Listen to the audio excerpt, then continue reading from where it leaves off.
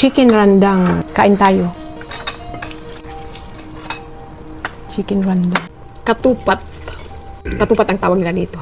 Meron din kaming hari raya. Nagluto din ako ng, para siyang ano ba, puto maya. Pero, nilagyan ko lang siya ng turmeric. Ito ang kanilang pagkain pag hari raya nila.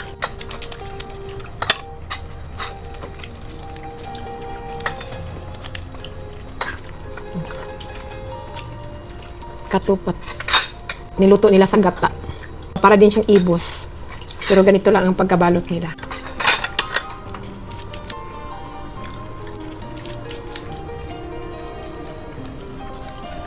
Kain.